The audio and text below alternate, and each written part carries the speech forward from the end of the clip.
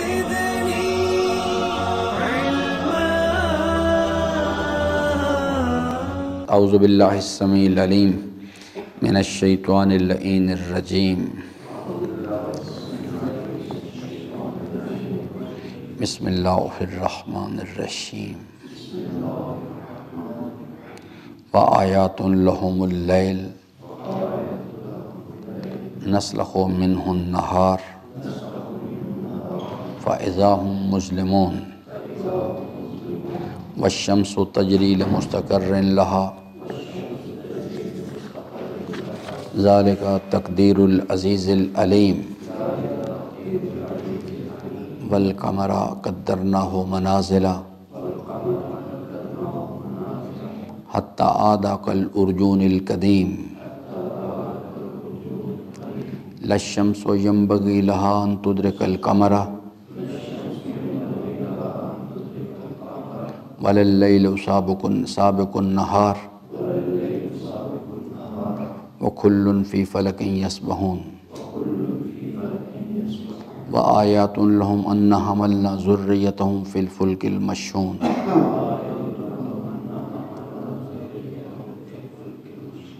وخلقنا لهم من مثله ما يركبون وإن نشاء نغرقهم فلا صريخ لهم ولا هم ينقذون إلا رحمة منا ومتاعا إلى حين. صدق اللہ مولانا العظیم وصدق رسولہ الکریم وصلی اللہ علی سیدنا ونبینا محمد وآلہ الطاہرین. ربی اشرح لی صدری ویسر لی امری واحلل عقدۃ من لسانی یفقہوا قولی. حضرات محترم، سورہ مبارکہ یاسین کی ان آیات مبارکہ کی روشنی میں ہم بات کر رہے تھے. چند اصولی چیزیں آپ کی خدمت میں عرض کرنا چاہوں گا کہ یہ جو حضرت مولا امام صادق علیہ السلام کا ارشاد گرامی ہے کہ میں نے اللہ تعالیٰ کے فرامین پر غور کیا. اللہ تعالیٰ کی معرفت حاصل کرنے کے لیے دو چیزوں سے بڑھ کر کسی شے کو مددگار نہیں پایا. ایک اللہ تعالیٰ کی آیات میں غور و فکر کرنا، دوسرے اس کی بارگاہ میں گریہ وزاری کے ساتھ دعا کرنا. یہ دو چیزیں ہیں.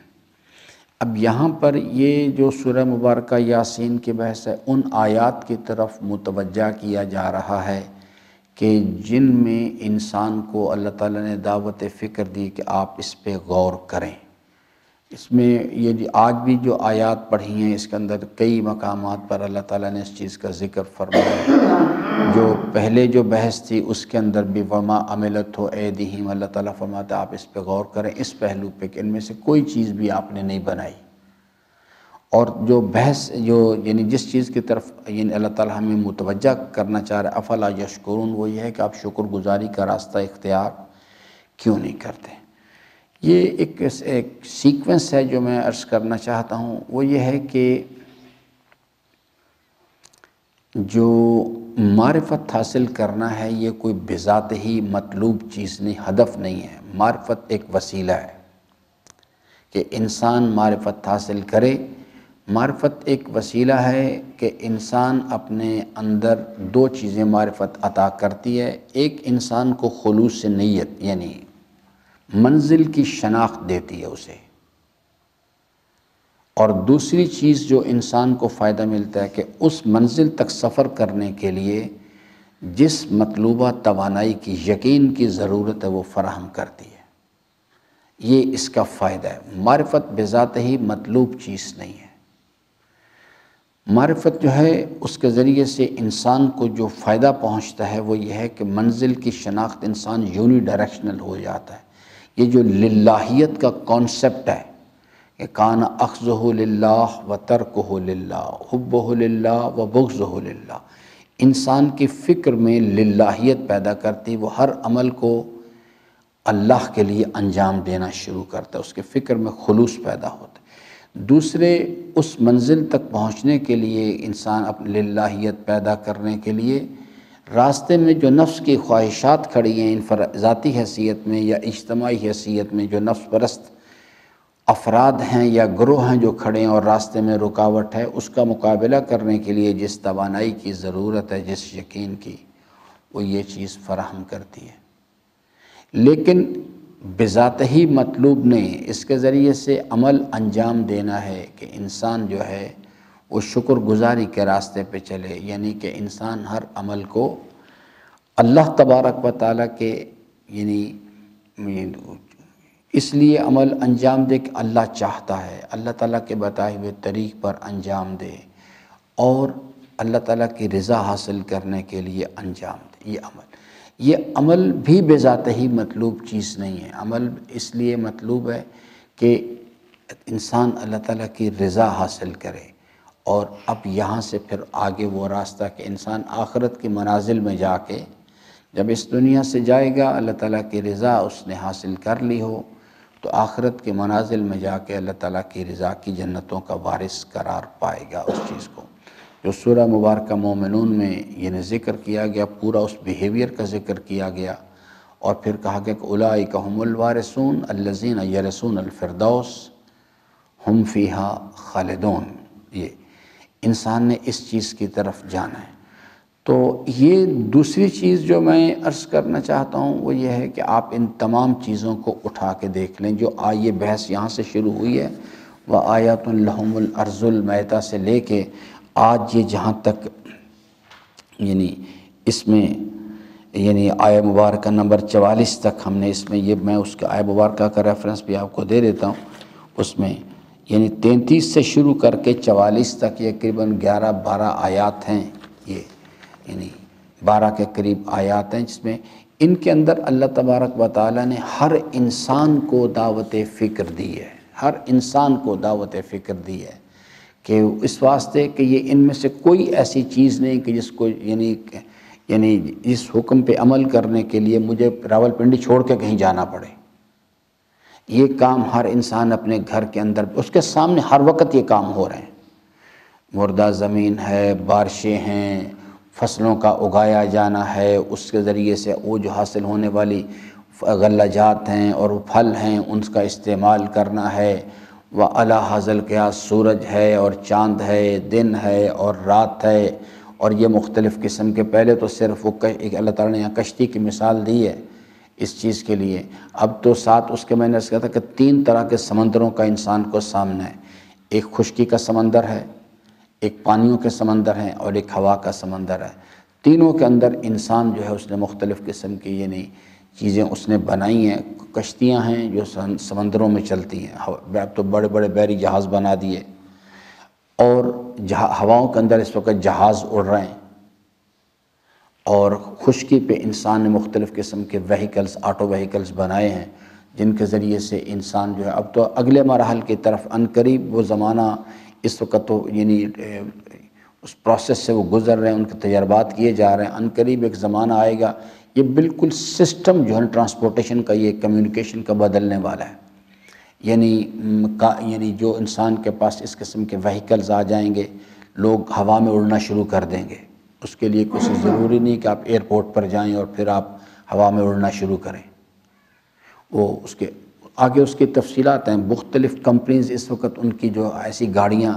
اب اس قسم کی گاڑیاں یعنی وجود میں آ گئی ہیں، آپ اگر سمندر میں چلے جائیں تو کشتی بن جاتی ہیں، آپ ادھر آ جائیں تو آپ روڈ پہ چلنا شروع کر دیتی ہیں، آپ چاہیں کہ ہوا میں اڑنا شروع کریں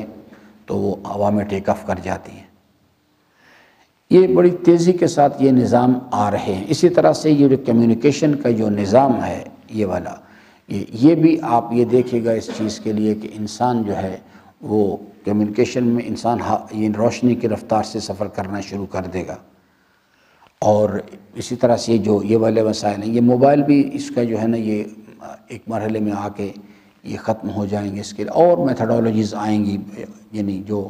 اس وقت انسان ان کو ویژولائز بھی نہیں کر سکتا، یعنی اس حد تک یہ چیز ہے کہ یعنی جو اس وقت کائنات میں یہ نظام موجود ہیں، شاید آپ کے لیے سمجھنا ان کو مشکل ہو کہ انسان لوگ کنسنٹریٹ کریں گے صرف، اور جس کے ذریعے سے اپنا ذہنی رابطہ اس کے ساتھ جوڑ لیں گے دوسرے آدمی کے ساتھ، لوگ جو ہیں وہ ماضی میں چلے جائیں گے، خود ماضی میں جا کے رابطہ کریں گے، پیچھے سفر کریں گے، آگے مستقبل کے اندر سفر کریں گے، کیونکہ جنت و دوزخ جو ہے وہ کوئی تصوراتی چیز نہیں کہ جب قیامت آئے گی تو اس کے بعد جنت و دوزخ اس وقت بھی موجود ہیں، جبکہ یہ باقاعدہ طور پہ اثنا عشری جو عقائد ہیں ان کا حصہ ہے، باقاعدہ طور پہ کہ یہ نظریہ رکھنا، یہ اعتقاد رکھنا کہ جنت و دوزخ اس وقت موجود ہیں باقاعدہ، ایک یعنی ان کے جیسا ہم اللہ کی مخلوق ہیں وہ اللہ تعالیٰ کی مخلوق ہیں باقاعدہ۔ تو اس لیے یہ آیات جو ہیں یہ اس کو اللہ تعالیٰ نے دعوت فکر دی ہے کہ انسان کو چاہیے کہ ان پہ غور کرے، اور اس کے لیے کچھ سائنسدان یعنی بننے کی ضرورت نہیں کہ سائنسدان بنے، یہ تو عام آدمی کو دعوت دی گئی۔ باقی جو سائنسدان ہیں اس فیلڈ کے ماہرین ہیں ان کو تو اترنا چاہیے اس کے اندر، نیچے اتر کے مزید اس کی گہرائی میں جا کے اللہ تعالیٰ نے جو مختلف قسم کے نظام اس میں اپنی قدرت سے قائم کیے۔ یہ تو ایک کامن مین جو اس نے الف بے بھی نہیں پڑھنا جانتا، عقل تو اس کے پاس ہے نا، اس کو چاہیے کہ ان پہ غور کرے، ان چیزوں پہ،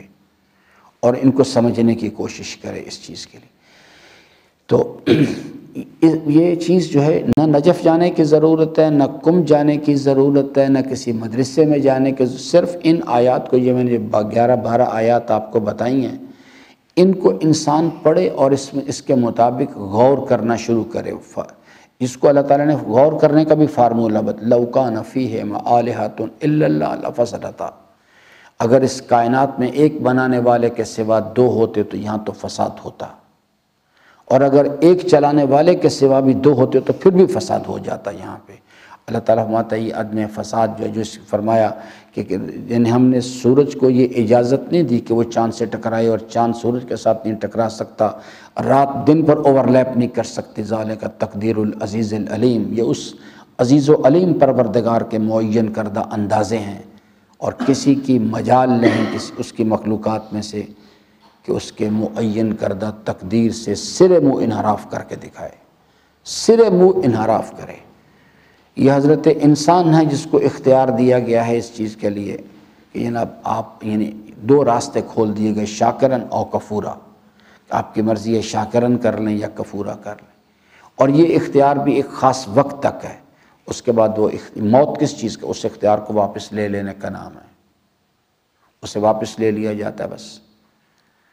تو اس لیے اس پہ اچھی طرح سے غور کریں۔ آخری چیز جو ہے وہ ہے کہ یہ جو ابتدائی بحث میں اللہ تعالیٰ نے ارشاد فرمایا اس چیز کی، آیہ مبارکہ نمبر 33 میں آیات لہم الارض المیتہ، مردہ زمین جو ہے، احییناہا، یہ جو احییناہا ہے، احییناہا یہ نظام جو ہے یہ اس کو یعنی اللہ تبارک و تعالیٰ نے پوری تفصیل کے ساتھ بیان کیا ہے۔ مردہ زمین کو زندہ کیسے کیا جاتا ہے؟ یہ بارشوں کا ایک نظام ہے، اس کے ذریعے سے بادل بنائے جاتے ہیں یعنی، اور پھر اس کے بعد ہوائیں ان بادلوں کو مختلف اطراف میں اکناف عالم کے اندر دھکیلتی ہیں، اور پھر مختلف جگہ پہ بارش برستی ہے۔ یہ بارش بھی رینڈملی نہیں برستی، یہ بھی ایک آرگنائزڈ نظام ہے، ہر بادل ہر جگہ برسنے کے لیے نہیں ہوتے، انہیں باقاعدہ طور پر اس کے پیچھے سے ہدایت آ رہی ہوتی ہے، ادھر برسنا ہے ادھر نہیں برسنا۔ تو یہ جو نظام ہے، مردہ زمین کی مثال ایک ایسے قلب انسان بھی ایک زمین کی مانند ہے، جس وقت وہاں سے یعنی وہ جیسے زمین مردہ ہو جاتی، قلوب مردہ ہو جاتے ہیں، اور وہاں سے اعمال صالحہ کی فصل جو ہے وہ برآمد ہونا بند کر دیتی ہے۔ اللہ یعنی شکر تم کے جو بیہیویئرز ہیں وہاں ختم ہو جاتے ہیں۔ پھر اللہ تبارک و تعالیٰ فرماتا ہے کہ ہم ان پر ان مردہ زمینوں کو بھی، ان مردہ قلوب کو بھی زندہ کرتے ہیں، کیونکہ آگے جا کے جو بحث آ رہی ہے اس کے اندر اللہ تعالیٰ نے فرمایا کہ ہم نے اس چیز کو آیہ مبارکہ نمبر 70 میں، اسی آیہ سورہ مبارکہ کے، کہ ہم نے اس کلام کو نازل کیا ہے لِيُنذِرَ مَنْ كَانَ حَيًّا، یہ جو انذار ہے یہ ہر آدمی قبول نہیں کیا کرتا، وہ لوگ جو روحانی طور پہ زندہ ہوتے ہیں، جن کے قلوب زندہ ہوتے ہیں وہ قبول کیا کرتے ہیں اس کو۔ تو اللہ تبارک و تعالیٰ جو ہے فرماتا ہے کہ ہم جیسے مردہ زمینوں کو زندہ کرتے ہیں، اللہ نے ایک پورا سسٹم بنایا ہوا ہے اس کے لیے۔ جیسے زمینیں مردہ ہو جاتی ہیں اور ان سے فصلیں پیدا ہونا بند ہو جاتی ہیں، اسی طرح سے قلوب کی زمین مردہ ہو جاتی ہے، اس میں سے اعمال صالحہ کی فصل برآمد ہونا، شکرتم کے بیہیویئرز اس میں ختم ہو جاتے ہیں۔ اللہ تعالیٰ فرماتا ہے کہ ہم اس پر پھر نور علم کی بارش برساتے ہیں۔ نور علم، یہ جو آپ کے سامنے یہ جو بحث ہے ساری، ہم اس کے اوپر نور علم کی بارش برساتے ہیں، جو آیہ مبارکہ نمبر 33 سے 44 تک آپ، اور ان کو دعوت فکر دیتے ہیں اس چیز کے لیے، تاکہ ان قلوب کے اندر وہ یعنی توانائی جو ہے اللہ تعالیٰ کے جلال و جمال کے یقین کی توانائی۔ اگر آپ کو یاد ہو تو میں نے اس وقت بھی عرض کیا تھا اس چیز کے لیے کہ کون لوگ انما تنذر من اتبع الذکر، اس میں زمین جو ہے سخت نہیں ہونی چاہیے، اس میں ہدایت کو قبول کرنے کا یعنی وہ نرم، زمین نرم ہونی چاہیے۔ اللہ تعالیٰ فرماتا ہے نا کہ ہم قلوب سخت پڑ جاتے ہیں گناہوں کی فراوانی سے، کثرت کی بنیاد پر قلوب سخت پڑ جاتے ہیں، پتھر دل ہو جاتے ہیں، اور ان کی سختی اتنی شدید ہوتی ہے کہ اللہ تعالیٰ نے مثال بیان فرمائی کہ پتھروں سے تو چشمے پھوٹ پڑتے ہیں، لیکن قلب انسان جو ہے وہ اس سے بھی زیادہ سخت ہو جاتے ہیں۔ جیسے آپ اپنے گرد و پیش میں دیکھتے ہوں گے، بعض لوگ کہتے ہیں ہمیں یعنی ہمیں گریہ نہیں ہم کر سکتے، ہمارے اوپر یہ پوچھا گیا امام سے کہ یعنی توفیق گریہ کیوں سلب ہوتی؟ فرمایا گناہوں کی کثرت کی وجہ سے قلوب پتھروں کی طرح ہو جاتے ہیں، اس میں سے آنسو جو ہے نکلنے بند ہو جاتے ہیں۔ تو اللہ تعالیٰ نور علم کی بارش ان قلوب پر برساتا ہے اور ان کو پھر سے زندہ کیا ہے، بشرطے کہ قلب کے اندر صلاحیت ہونی چاہیے۔ جیسے بارش جب برستی ہے، بارش یکساں برس رہی ہوتی سب جگہ پہ، لیکن زمین کا مسئلہ ہے کہ زمین کے اندر وہ بنیادی صلاحیت ہے اس کو کنسیو کرنے کی یا نہیں۔ اگر زمین نرم بھی ہے اور زرخیز بھی ہے، جب بارش برسے گی تو حیات جنم لے گی وہاں سے، لیکن اگر زمین پتھریلی ہے تو پھر اس صورت میں آپ یہ جو باہر فرش ہے پکا، اس پہ کتنی مرضی بارش برساتے رہیں کچھ بھی نہیں ہونا یہاں پہ، لیکن تھوڑے سے فاصلے پر باہر چلے جائیں تو وہاں اگر بارش برسے گی تو وہاں سے حیات جنم لے گی۔ وَعَلَىٰ هَٰذَا الْقِيَاسِ، اس طرح۔ لیکن اگر یہی زمین ریت والی ہے، اس پر بارش برسیں کوئی نتیجہ برآمد نہیں ہوگا۔ اسی طرح سے وہ جو سیم زدہ زمین ہے، جو یعنی اس پر اگر آپ بارش برسائیں گے، نہ صرف یہ کہ وہ فائدہ کوئی نہیں پہنچائے گی بلکہ اس کی خرابی کو اور بڑھا دے گی۔ اور اگر وہ یعنی بارش وہی برسے لیکن نجاست ہو، گندگی کا ڈھیر ہو، اس پر بارش برسے گی تو وہ نجاست کئی گنا بڑھ جائے گی۔ بالکل قلوب انسان بھی اسی طرح سے ہیں۔ اگر دنیا کی محبت کا رجس پایا جاتا ہے اس کے اوپر آپ اگر یہ نور علم کی بارش برسائیں گے وہ فائدہ نہیں پہنچایا کرتی، ڈیپینڈ کرتا ہے۔ یہ ایک لمبی تفصیلی بحث ہے، جس طرح سے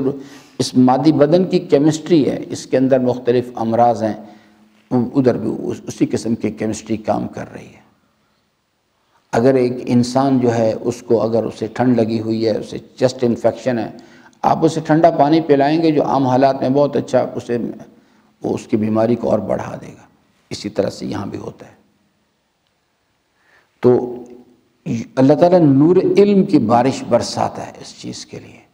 اور اس کے ذریعے سے اپنی مخلوق پر اپنی حجت کو تمام کرتا ہے۔ وہ لوگ آتے ہیں اور وہ نور علم کی بارش برسانے کا جو سلسلہ ہے، وہ طریقہ کار کیا ہے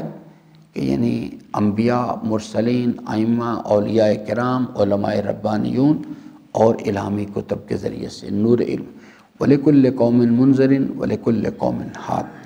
اور اسی واسطے پوچھا جائے گا وہاں پہ جب وہ کہ آپ کے پاس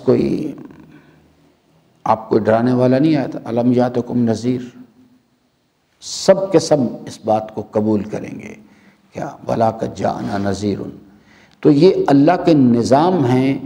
جس کے ذریعے سے اللہ تبارک و تعالی انسان کو دعوت فکر دیتا ہے اس چیز کے لیے۔ اور جیسا کہ میں نے عرض کیا کہ کوئی آدمی یہ نہ سمجھے اس چیز کے لیے، ان آیات کو پھر دوبارہ 33 سے لے کے 44 تک پڑھیں، آپ حیران ہو جائیں گے دیکھ کے کہ اس کے لیے کسی جگہ جانے کی ضرورت نہیں۔ ساری کی سارا جو دعوت فکر ہے نور عقل سے خطاب کیا گیا۔ عقل حجت خدا ہے، رسول باطنی ہے اس کے مطابق، وہ چاہے انسان دیہات میں رہتا ہو، شہروں میں رہتا ہو، پاکستان میں، امریکہ میں، کسی جگہ پہ ہو،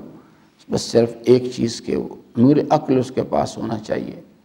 اور وہ عقل سے کام لینے کے لیے تیار ہو۔ بس بات اس کے سامنے بالکل